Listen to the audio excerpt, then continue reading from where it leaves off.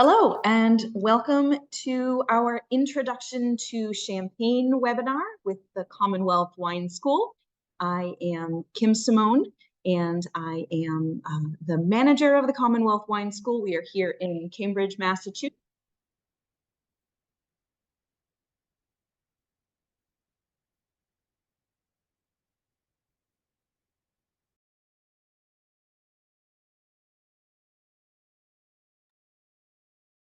Sorry about that technical difficulty.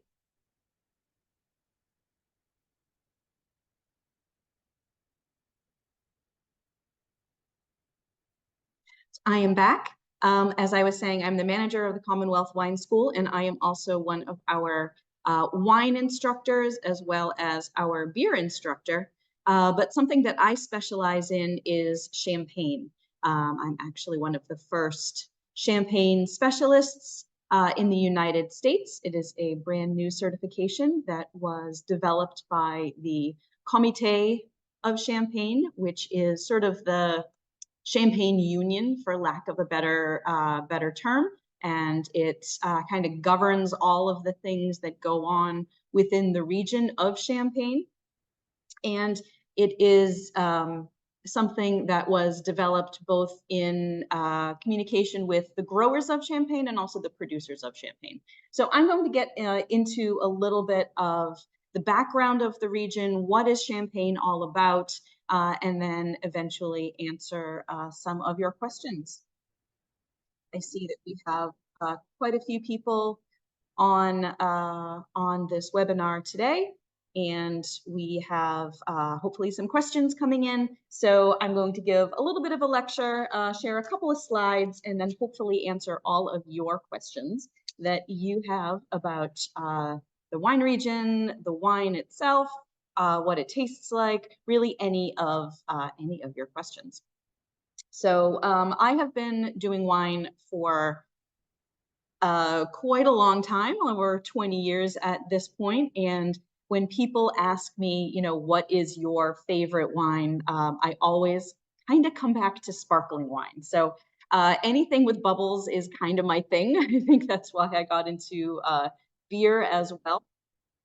So it's pretty funny that I have kind of drifted in this direction. So it's not just sparkling wine, but really anything that has bubbles seems to have a lot of appeal to me. So champagne specifically is something that I am very passionate about.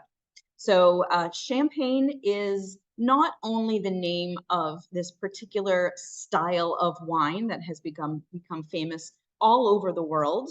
This is wine with carbonation in it, so it is a bubbly, sparkling wine, but it is also the name of the region that it comes from. So in the region, they like to say that champagne is only from Champagne. Champagne only comes from Champagne. All champagne is sparkling wine, but not all sparkling wine is champagne. So you can kind of think of the name of the wine as kind of a brand. It can't really be used on anything else in any other part of the world. So you really won't see perfume or, you know, paint colors or nail polish or anything with the name Champagne, because the folks of the region do come really hard down on other companies that try to use that name because they like to protect the integrity of that word champagne. But this is a region in the northern part of France. It has a fairly continental climate, meaning that it is cold in the winter and hot in the summer, and has a lot of unique attributes that contribute to the unique flavor of these wines from Champagne. So I like to think of, you know, sometimes when people talk about any sparkling wine, they will use the word champagne, kind of like to think of that as champagne with a small c. But champagne with a big C is the name of the wines from this region and also the name of the region itself. So, you know, kind of like how we refer to all tissues as Kleenex or something like that. A lot of people refer to all sparkling wine as champagne, but it really should be reserved just for the wines from this particular reason. Hello from Charleston. Good, we have some people who are not necessarily local here. That's fantastic. Okay, so I'm going to share a couple of slides because I've got a great map, and I think it is important to kind of get a visual idea of where we are talking about. So here we see where Champagne is located, not only in France, but also kind of in the world. So here's our map of the world.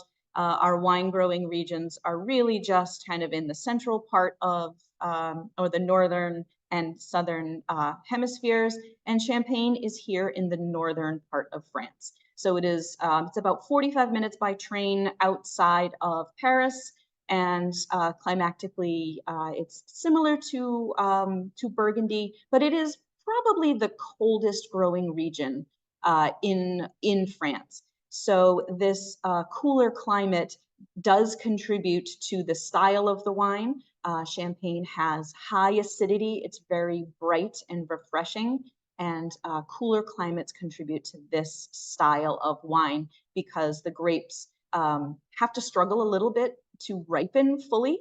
And the flavors also develop because they are sometimes left on the vine for a little bit longer in order to achieve that full ripeness. Kind of zeroing in on the region here with our map on the left side, we have sort of a central mountainy kind of hilly area that is in the center of the main cities of the region. So Epernay and Reims are the two largest cities within the Champagne region. And these are where we find a lot of the Champagne houses, where a lot of the Champagne is made and then also stored. So you can kind of think of the vineyards as being a ring around this central hilly area. There's all forests on the top. It's quite beautiful when you visit there. And then within the cities themselves, we have the wineries and these caves that have been dug into the ground, into the clay and the chalky soil of the region. It is based on only 3 main grape varieties. So there are a lot of rules within Champagne that winemakers and grape growers have to follow, again, in order to retain that integrity of the style of wine, and so that more often than not, the wines will have this particular character, almost like a family resemblance between all of the different wines. Right. We have some questions coming in. Map is not showing. Let's see. Can you see it now? Hopefully you're able to see my screen now. So the region is, and the winemaking of the region is different from a lot of other places in France and across the world, because it is really divided into folks who grow the grapes and then folks who make the wines. So we divide this into sort of the wine growing segment, and there are over 16,000 different wine growers within the appellation, and then the wine producers. And a lot of this is based around these large champagne houses, many of which have famous names that you may recognize. So Moet Chandon, Veuve Clicquot, Bollinger, Tattinger, those are all champagne houses. So these are companies, or either family owned or corporate owned, that will buy in grapes from their wine growers that they have longstanding relationships with and turn those grapes into wine. We also have some other categories, such as cooperatives, where groups of wine growers will get together and sort of pool their resources and make wines. And there are a number of other kind of smaller classifications of either producers or growers. Some make their own, so some wine growers also produce their own wines. And we'll market those, and that is a growing segment of the Champagne market, and has become quite popular with champagne drinkers. So we have a lot of history in the area. And I think because Champagne is such a famous style, you know, everybody knows what Champagne is. There is this perception that it has been around for a really, really long time, but it really hasn't. sparkling wine from this region of Champagne is really only as old as about the year 1800. So it's really, about the same age as the United States of America. So kind of in the late 17th century was when the sort of the invention of champagne as a sparkling wine happened. And it was really only able to come into existence once the technology was there for stronger bottles that could withstand the carbonation and the pressure inside the bottle. Because before that, you would put this wine that had carbonation in it into a bottle and the thinner glass would just explode. So until we had the technological innovations to have stronger glass and appropriate corks to keep that bottle integrity, there really wasn't any consistent sparkling wine. So think about, right around 1800 was when these wines started to really come into full production. And as they say, the rest is history. Let's see if I've got some questions. I guess the map isn't coming through for anybody. I'm sorry about that. I don't know why my screen is not sharing appropriately.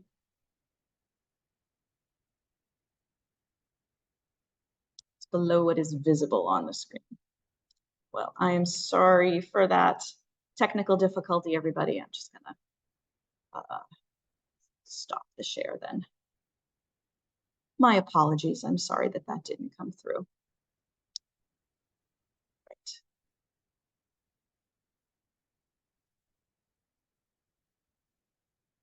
All right, so so the history of Champagne and what it is all about really is just, like I said, about 250 years old. Before that, wine was made in the region, but it was mostly still wine. And it was also mostly red wine. So the grape varieties that are used in the region and that go into this style of wine are 2 red grapes and a white grape. And the white grape is Chardonnay, and the red grapes are Pinot Noir and Pinot Meunier. So you might be thinking, if red wine and red grapes are made in this region, why are the wines usually white? And this is because of the process of making champagne. When the grapes are pressed, they are immediately removed, the juice is immediately removed from the skins. So we don't get any of the color and we don't get any of the tannins in the base wine itself. So we don't have a red wine. We now have a white wine because most of the juice in grapes is actually clear. All right, I'm going to try one more time because people said that they can maybe see my screen again.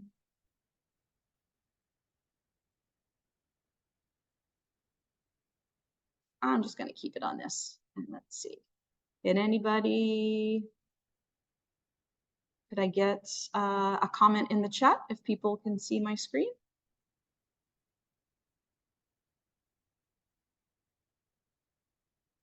Yay, okay. Everybody can see the map now. All right, so I am not going to go into slideshow mode. I am just going to stay here, and that is fantastic. So again, here we are with our map.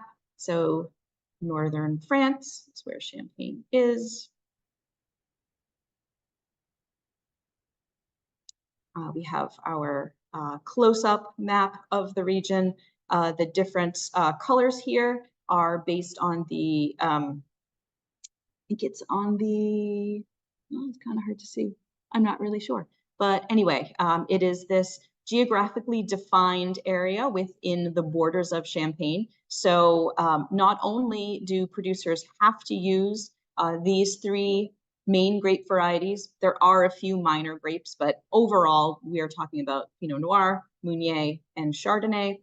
But all of the grapes have to come from this specific special region, and they have to follow certain rules based all sort of dictating all of how the grapes are grown, how they're pruned, how they're picked, and how they are processed. So this process of crushing the grapes and immediately removing the skins from the juice in order to retain or make a white wine is one of the main main production rules that have to be followed unless you're making a rosé champagne, but most champagne is white in color. Again, we have over 16,000 wine growers, 370 champagne houses, and about 130 co-ops, which are those groups of growers that kind of pool all of their resources. It's a little bit of our history, starting in the 1800s. And now this is really something that I think makes champagne different from not only some other sparkling wines throughout the world, but also still table wines. So we start with our grapes from the region. They are pressed, and then that juice, also called must, will settle for a little while, and then alcoholic fermentation will take place. So up to this point in the production method, we end up with a still wine. And once we have that still wine, which is also called the base wine, the next step is where some of the magic starts to happen. Champagne will always be a blended wine. So whether it is a blend of different grape varieties or different vineyards within the Champagne region, or different vintages. So different years of wine will be blended together to make champagne. And this is one of the things that makes it different from other wines in all over the world, is this blending, but also this reliance on using wines from multiple vintages. So we have the blending step, which is very important to the character and the characteristics of champagne. And then this is where the magic really happens. This base wine is put into the bottle that you will eventually drink it out of, and it is topped up with a little bit of extra sugar and a little bit of extra yeast. It is then capped with a crown cap, which is the cap that you see on top of a beer bottle, and it is allowed to undergo a second fermentation. So because there is sugar and yeast in the bottle, the yeast eats the sugar and produces a little bit more alcohol, but it also produces carbon dioxide. And carbon dioxide bubbles are what gives champagne its sparkle, its carbonation. This aging process will now take quite a while. So 18 months at a minimum, usually a little bit longer than this. That yeast and that wine will sit in that bottle, and the flavors will eventually mature. Those bubbles will get finer, and because it is in an enclosed bottle that has nice strong a nice strong cap, the gas is not allowed to escape, so it redissolves in the wine, and that is how we get our bubble. So the bubble that you have in your glass of champagne when you pop that bottle was created inside that bottle that you just opened. After this step, when the wine is close to being ready to be released to the market, we have some sediment in there, because after the yeast ate that sugar, they died and they settled to the bottom of the bottle. Now, hopefully you can see in this little bit of illustration right here that we have all these green bottles that are laid down kind of side by side and also on top of each other. So the yeast is settled on the longer portion, like the long side of the bottle. We have to get that yeast into the neck of the bottle so that we can release it. So in a process called riddling, which takes, again, a little bit of time, these bottles will eventually be turned so that their neck is facing down. And then the neck of the bottle will be frozen, and that little plug of yeast cells will be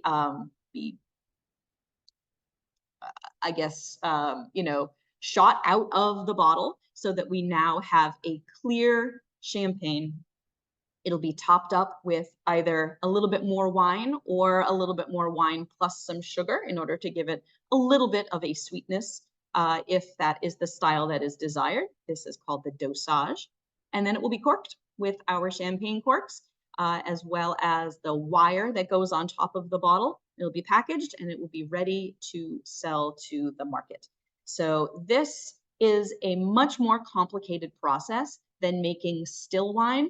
And it's one of the reasons why champagne is so expensive, because there is a lot of champagne that is tied up within each of the champagne houses. So the more of these bottles that you have in reserve, that all of your inventory is kind of tied up in the champagne house and has to be sat on for quite a long time. We're talking years here for some of these bottles. That does add to the expense of the wine because there's so much inventory that is just sort of being sat on. I'm going to stop sharing. And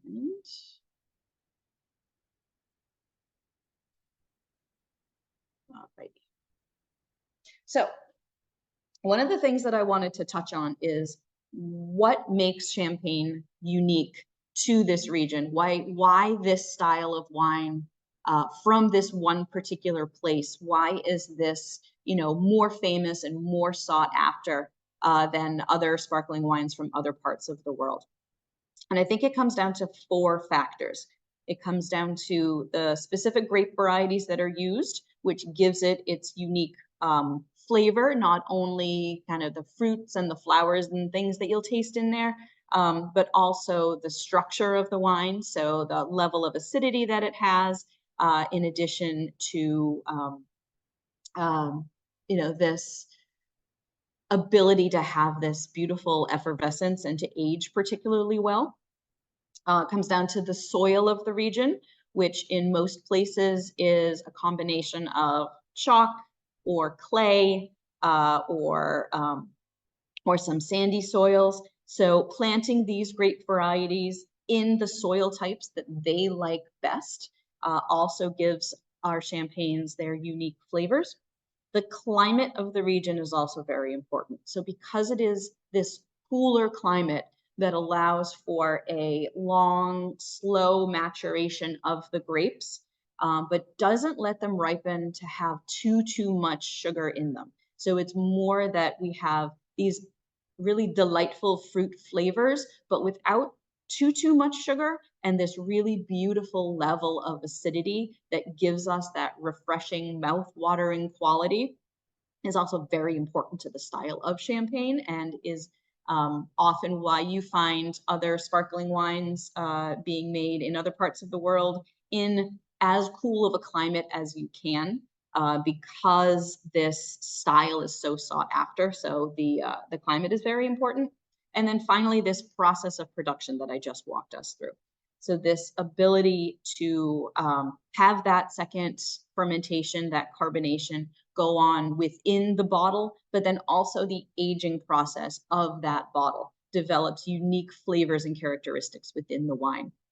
And there are other sparkling wines made in other parts of the world that don't taste the same because they aren't hitting all of these factors. So it's not only these four unique things to the region, but it's also the people in the region as well. So a lot of the champagne makers as well as grape growers, these professions have been in their families for generations. So we see a lot of institutional knowledge being passed down, not only within the same companies, but also within the same families. So you really can't overlook, I think, that those traditions and the ways of making champagne and just knowing what is going on in the vineyard from year to year to year to year, that that knowledge gets to be passed down.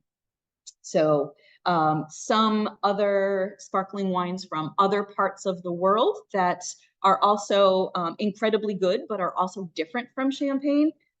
We have cava from Spain, which, while it uses the same process as champagne does, doesn't necessarily always use the same grape varieties. So sometimes you will see some Chardonnay and Pinot Noir in cava, but it's mostly based on indigenous Spanish varieties.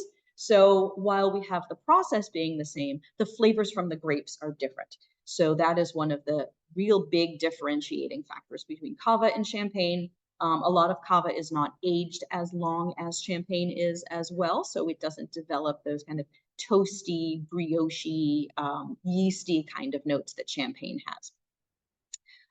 Soil and climate all over the world are different. So if you have sparkling wine from California, for example, it might not necessarily be grown in these chalky soils. and it's a much warmer growing climate in California. So even some of the cooler places in California that are known for their sparkling wine still get a little bit warmer than we usually do in Champagne.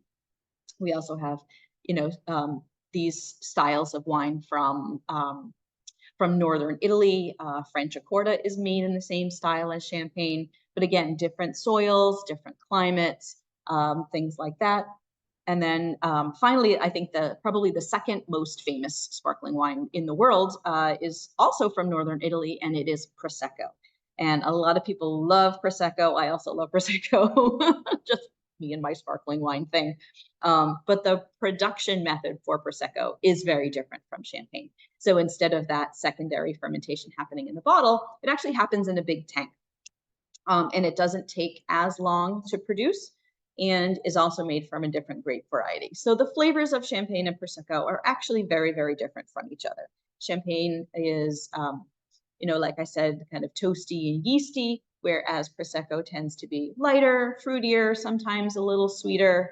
It doesn't necessarily cost as much because the production doesn't take as long. It's not as labor intensive. There's just a lot of sort of, I don't want to say simplification going into Prosecco, but it is a very different method of production. So it does have very different flavors than we have for our champagnes. So I wanted to ask if anybody has any burning questions about Champagne, and if you want to put them in the Q&A, I would be happy to answer them.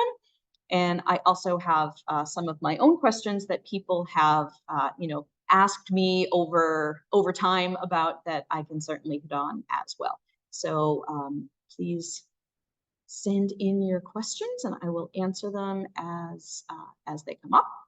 But one of the first things that I wanted to kind of touch on that I get asked a lot, and I've talked about it a little bit, is why is Champagne so expensive? So I did talk a little bit about how so much of the inventory is kind of wrapped up at the houses. There's also a lot of these, so many of these regulations and rules that have to be followed are also fairly expensive and labor intensive. So that's another reason why Champagne can be so expensive. But also, as I hate to call Champagne a brand, but as a brand, this is a style of wine that is world famous. It has this, cachet. I feel like it's the kind of thing that people are willing to pay top dollar for. And because the demand is there, it can be, can be charged whatever the market can can sustain, I suppose. Okay, great question. Does riddling have to be done by hand? No. So this process of what we call riddling, which is eventually moving all of the sediment into the neck of the bottle, was originally done by hand. So this was invented by the famous Veuve Clicquot, the widow Clicquot, in the early 1800s. She developed this method of getting the sediment into the neck of the bottle. And this was done by hand until the mid 20th century, when a couple of guys invented something called a gyropellet, which kind of looks like a Borg spaceship. It's this big cube that you load your bottles into, and every 20 minutes or so, it gives the bottles a little shake and then it turns a little bit. So eventually all of the bottles are facing neck down, and then you can go about getting rid of the sediment through the process of disgorgement.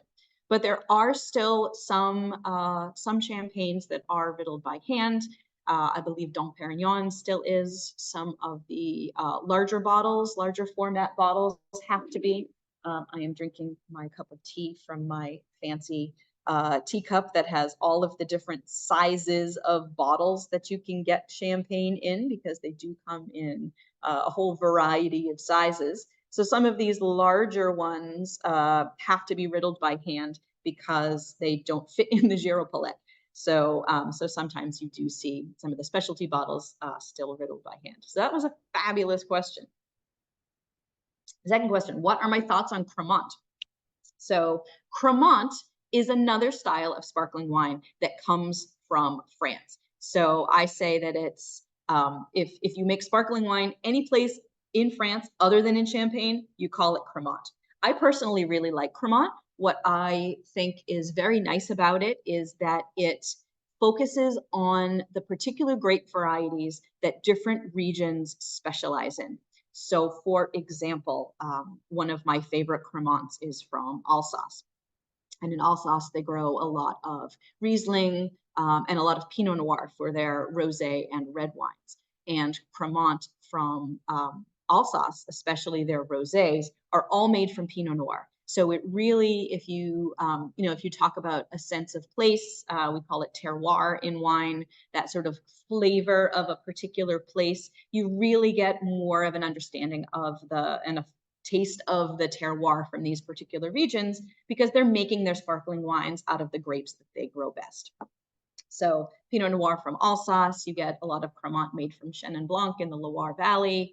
From Bordeaux, they make it either from Merlot or Sauvignon Blanc, any of the grape varieties that grow in those particular regions. So Cremant is nice because it really gives you a good bottle of sparkling wine that's not crazy expensive. Most of them are somewhere between, $15 and $30 a bottle, as opposed to Champagne, which can start at 30 and kind of go up from there. And really gives you a unique wine from those particular regions. So thumbs up to Cremant. I had another question about German or Australian sect. I wonder if that was meant to be Austrian sect. And how would I compare them to Champagne? So German sect, there are some styles that are made in the Champagne method and the traditional method like they use in Champagne, and others that are made in the Charmat method, the tank method, like Prosecco is made. So there are different styles of it out there. I think what is interesting and unique about sect is that usually it's made from Riesling. So because Riesling has such different flavors and different aromatics than Pinot Noir and Chardonnay have, you really get a different flavor and a whole different aroma profile from those wines.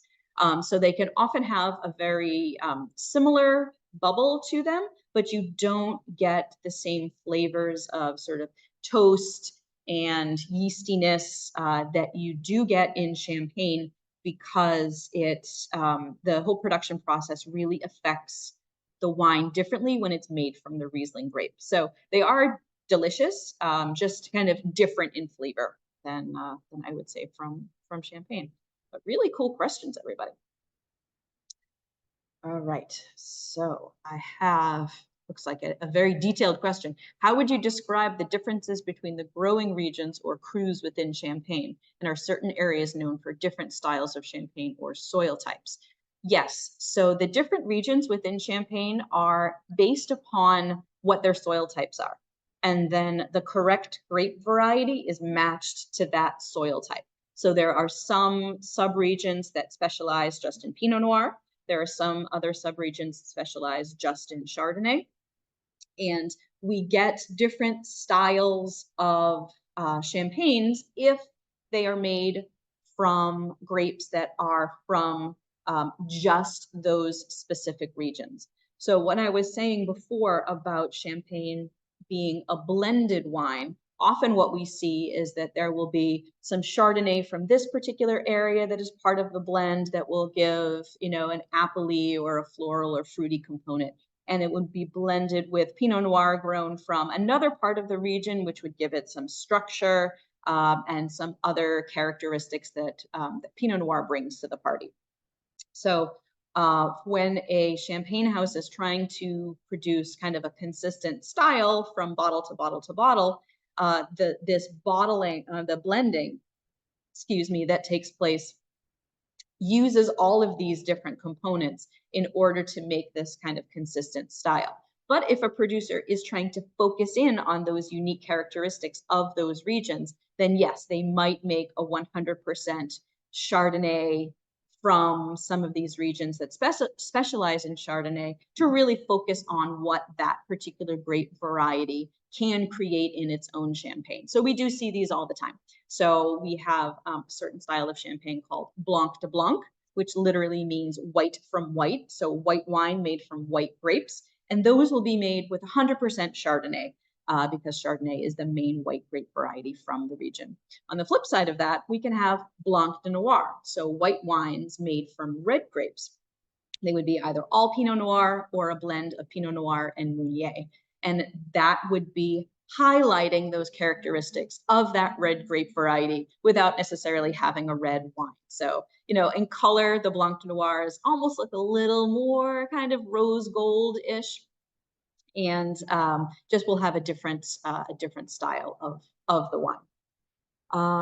Can I elaborate on the time frame of aging in the bottle on the lees before getting released? When it says minimum 36 months, how much of that is on the lees and how much is in the bottle? So depending on the style of the champagne, it is it could be a whole length of different time frames in the bottle. So it's usually minimum 18 months sitting on the lees, so sitting on those yeast cells, which continue to change the flavor of the wine. But for many champagnes, it is much longer than that. It can be years sitting on the lees. I had one the last time that I was there that had been on the lees since, I believe, 2002. So it was almost 20 years sitting on the lees. So there are some wines that can spend, years or even decades sitting in that bottle in contact with those yeasts. And there are benefits to doing that. So the yeast cells in that bottle will continue to sort of scavenge oxygen from whatever might be remaining in the bottle. So it actually keeps the wine fresher. It keeps it from tasting old. So it will change the flavors, but it also keeps it kind of tasting young. So one of the reasons that they would keep the wines on the lees for an extended amount of time is so that when it is released to the market, it still has that kind of young, fresh flavor to it, instead of being aged in the bottle after it's already been corked with your champagne cork, does start to oxidize and starts to begin that aging process in the bottle. Essentially, how much time from the moment it goes into the bottle to the end? Yeah, so years. Anywhere from, say, 2 to 3 years up to decades. It really does depend on the wine and the style that the winemaker is trying to make. So there's a whole host of timeframes that you could be looking at. What is the correct pronunciation of the capital city of Champagne? It's pronounced R-E-I-M-S, but it's usually pronounced Reims. So Reims is the correct way to pronounce that, not memes. There are a couple of us testing for certified sommelier soon online with you. Any memorization ideas for the main regions? My big one is the Côte d'Ivoire. In the Côte d'Ivoire, they grow Pinot Noir. Hopefully that could be helpful for you. There are a couple of other ones that, if you want to shoot me an email afterwards, I can see if I can send them on to you to help remember. Yeah, memorization for exams sometimes is no fun, and it is good to have some mnemonic devices to remember. I don't really have too many for champagne, unfortunately. When a champagne is aged on its fine lees, does that happen before the secondary fermentation, riddling, disgorging? So the way that, yeah, those lees happen, it is during the secondary fermentation, but those lees develop because of the secondary fermentation. So it happens after the process of that secondary fermentation. So the fermentation takes place. You now no longer have any sugar left in the wine. So the yeast has nothing else to eat. So that's why it dies and why it settles to the bottom. And then that is the point where the wine will then age on those lees. And then riddling and disgorging will take place, like I just said, anywhere from 18 months to years after that takes place. With all the uprisings back in the day, do Aube champagnes stand up to the more known areas? And is the style significantly different than they were further south? Not really anymore. That was more of an issue kind of 100 years ago. but there's really not as much conversation anymore about some of the subregions that were added after the fact when they were demarcating the region of Champagne. So less of an issue these days. And I think it was more that the region just kind of had to find its own, figuring out what grapes grow best in what particular areas, and then having those styles be integrated into the final styles of Champagne. And one of the really interesting things I think about the region is that they are so is united the right word? There's a lot of consensus of doing things within the region for the benefit of the region, and making sure that the reputation of the region is always held to a really high standard. So the grape growers are held to a high standard, the producers are held to a high standard, and kind of raising up the quality of the wine and keeping it consistent by everybody kind of doing their part.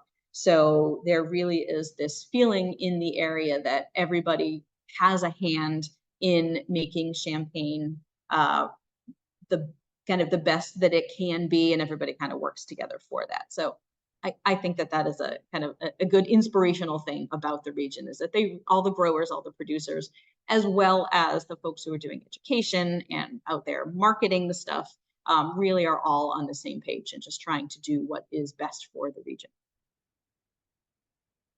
How do you pronounce the prestige cuvee for Taittinger? Comte, I think is what that question is asking. Comte. Not sure exactly what you're asking there. It's Comtes. So Comte is how we would pronounce that. So another question, we have more in the Q&A over here. So another question that I get often is, why do I get a headache when I drink Champagne but not other wines? And there are some people out there who really just don't like Champagne. There's a wine out there for everyone. So if you don't like Champagne, don't drink it. But I have a feeling that if you're watching this video, you do like Champagne. But I think it is true that sparkling wine, and maybe Champagne specifically, are a little bit more likely to give you a headache. And there are a couple of reasons for this. It's not the sulfites. Most people do not have a sulfite allergy that results in headaches. But because the wine has carbonation to it, when you drink a carbonated alcoholic beverage, the alcohol actually gets into your system faster because of how the bubbles are interacting with your digestive system. So because the alcohol can enter your system faster, you don't have, your liver doesn't, in your stomach, don't have time to process the alcohol because it goes right into your bloodstream. So you can get kind of a bigger alcoholic hit and quicker, which I think can lead to people having a little bit more of a headache. There is also a lot going on with the extended contact of the lees and the wine, in addition to just other chemical changes that happen in alcoholic beverages and in wine in particular. So there are changes that happen to the juice when it is fermented that produces additional amino acids and histamines, which also can result in people having headaches. So those, I think, are the two main reasons why sometimes people get a little bit more of a headache when they drink sparkling wine. So I would say my recommendation, as it is with really all alcoholic beverages, that if you want to drink responsibly, which you should, drink water when you are drinking alcoholic beverages, but also make sure that you have enough food in your system, and specifically protein, because that will help you process the alcohol and hopefully keep you from getting too much of a headache. I see. Comte de Champagne is how we say the special cuvee from Taittinger. Wow, enters the system faster. Yes, definitely, it definitely does. And the same, but the same would be true for any other sparkling wine. So that's not a specific to Champagne, but that's kind of a sparkling wine overall kind of a thing. Why does all champagne taste the same to me? I like this question. It is true that there is much less variability, I would say, from one champagne to another. Champagne is a very nuanced type of wine, style of wine. In some ways, it's like red Burgundy in that regard, in that you can have Burgundies from all over the region, but if you haven't tasted a lot of them, it's going to be really hard for you to really put your finger on what is different from one another. So champagne is very similar to that, I feel, in that if you have, a glass of champagne twice a year, chances are they're all going to taste the same to you because you just don't have, the experience of being able to build up your sensory memory of what different champagnes are all about. So this is one of the reasons why I feel like if you want to really know about champagne, it is very helpful to taste a bunch of them side by side. And this is one of the reasons for doing champagne education. So I teach the Champagne Specialist course here at Commonwealth Wine School. We are one of only 2 schools in the country right now that teach it. And what is really fabulous about it is that it really gets you to focus on all of the ins and outs of the region, but it's of the region as a whole. So we don't necessarily focus on this is what Veuve Clicquot tastes like, this is what Bollinger tastes like, this is what Moet tastes like. It's more like this is what it tastes like when your champagne is based more on white grapes versus red grapes. Or this is what, chalky soil brings to the party, or this is how to tell the difference between an extra dry and a brut champagne. So it really gets you focused on tasting different champagnes side by side and then being able to figure out what makes them different and being able to put words to those differences. So I would say for anyone who especially is in the wine industry, whether you are working the floor at a restaurant or whether you are retail or wholesale, having more of this champagne knowledge can be very, very beneficial to you as a wine professional because you will be able to sell the bottles a little bit better with having that little bit of extra knowledge and hopefully be able to, increase your revenue, make a little bit more money in your job. It also makes you look really impressive when you know these things. So it's one of the things that I am most proud to teach because not only is it fun, because heck, this is champagne. This is a lot of fun. It tastes delicious, and it is an area that I think you really do need to taste multiple things side by side in order to really understand what's going on. Question from Nina. Can you simplify the special club and how that came about and how that has influenced champagne? How important is this to a working som? Special club. Can you clarify what you mean by club? And I will get back to that question.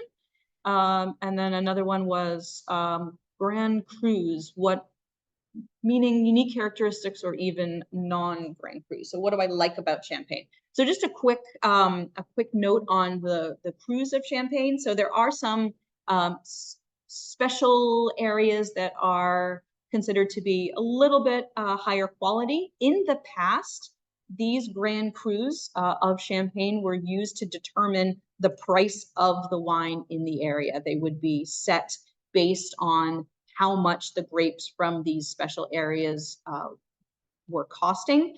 That has been thrown out the window. About 20 years ago, they got rid of that system. So the Grand Crus are a little bit less, I think they're a little bit less important these days, but wineries that do use grapes from those particular areas do still put it on the label. So it adds a little bit of, I think, cachet to a bottle of champagne. I am particularly fond of Blanc de Blanc champagnes. I feel like Blanc de Blanc are in my opinion, the best expression of Chardonnay anywhere in the world. Chardonnay is not my favorite grape variety, but I absolutely love Blanc de Blanc champagne.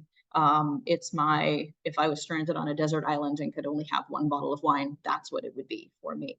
I like that kind of appley note. I like the toastiness. I just think that there's something really, really beautiful about that grape variety coming from Champagne.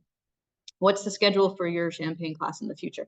So we have one starting early September. So it's 4 classes and then an exam on week 5. And every week we touch on a different aspect of the region. So one class is completely dedicated to winemaking. Another one we talk a lot about food and wine pairings, things like that. Okay. The Special Club Prestige Cuvée with the 28 grower producers who share the same bottle shape.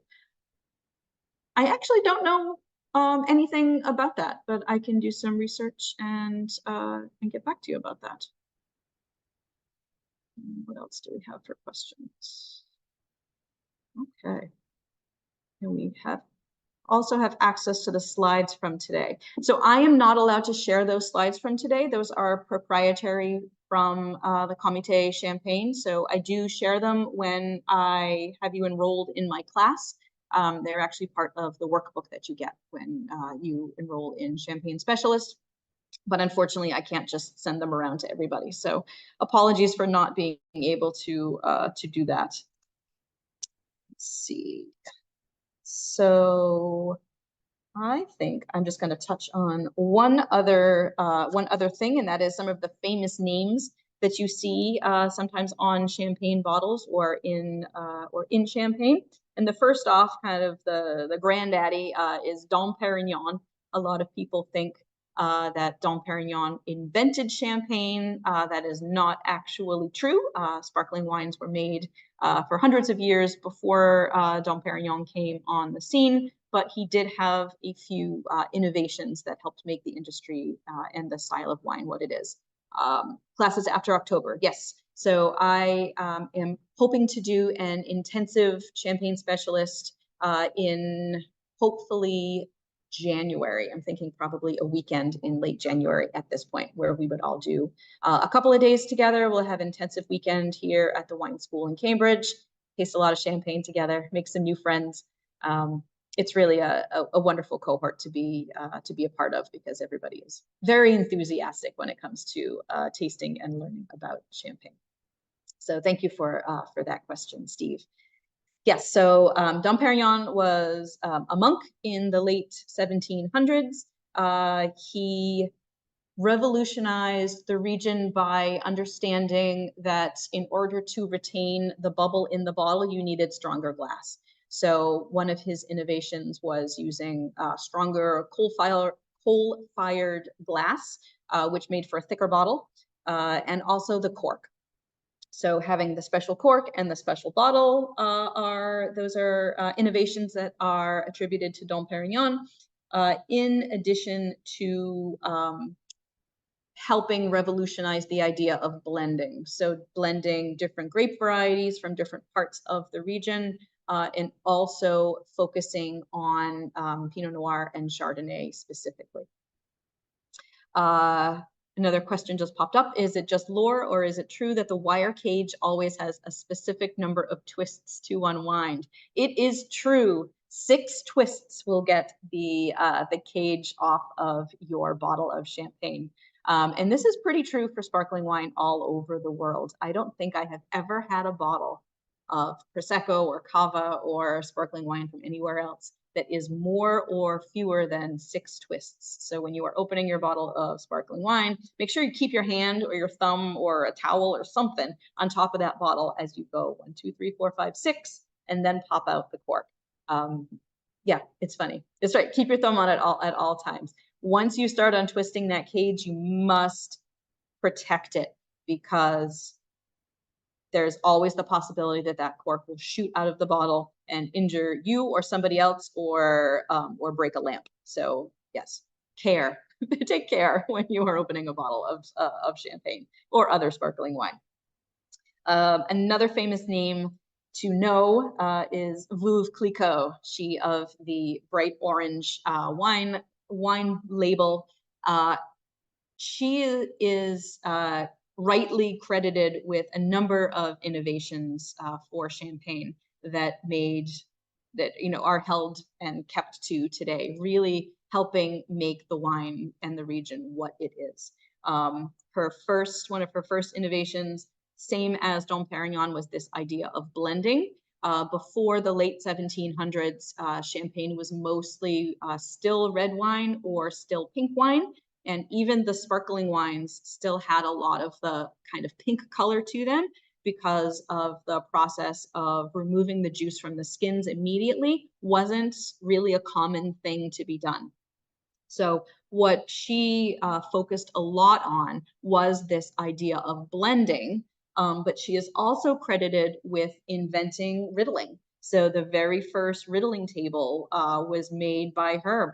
She drilled a bunch of holes in her kitchen table and moved the table around so that eventually those bottles could sit in the holes in the table and and go neck down so that she could remove the sediment from the bottle. So this idea of making a non-cloudy sparkling champagne was one of her innovations as well. So the whole riddling, disgorgement, that was all from Veuve Clicquot. And she was a master marketer as well. So she introduced champagne to the Russian royal family, and it really took off in that part of the world and made her very famous. And we have some other famous names from the region that did that same thing, but in other parts of the world. So Louise Pomeray is credited with doing kind of the same kind of thing, but in England, changed the style more for an English palate as opposed to a Russian palate. And other people, did other things for other parts of the world as well. So we have, a lot of famous names that are now still either the name of particular houses in the region, or they have their name on specialty bottles of champagne.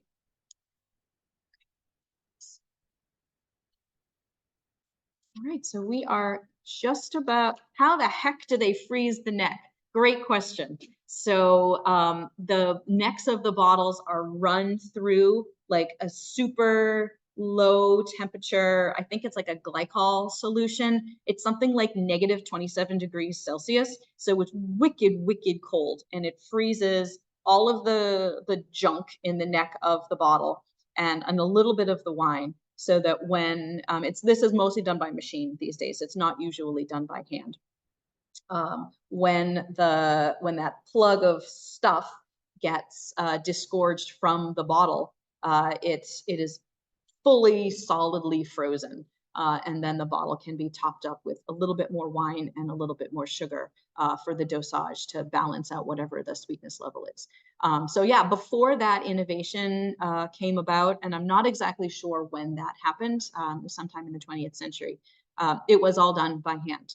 And there are some producers that still do a lot of it by hand, and especially smaller producers.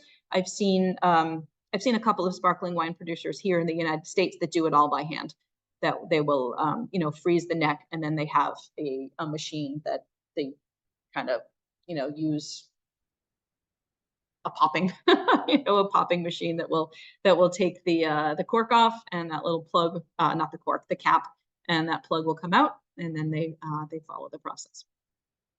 How do they control how much wine they're losing in the process to ensure consistency and quality? I think it's just gotten to be that over time, because the bottle is at a particular temperature, and they know that when they disgorge the cap, that only a certain amount comes out of the bottle at any particular time, because everything in that particular batch is consistent. So they kind of always know how much is gonna come. All right, everybody. Well, that is our time, and that was a very quick 1 hour. Thank you all for participating and all your questions. It's really, really wonderful when I have lots of questions thrown at me, because I never really know what you want to know. So, so thank you very much for telling me what your burning questions about champagne are. Go out and drink some bubbles. I am getting together with my first cohort of champagne specialists tonight because we are a social group and we get together all the time. So I hope I see some of you in future classes, and enjoy your bubbles. Bye bye.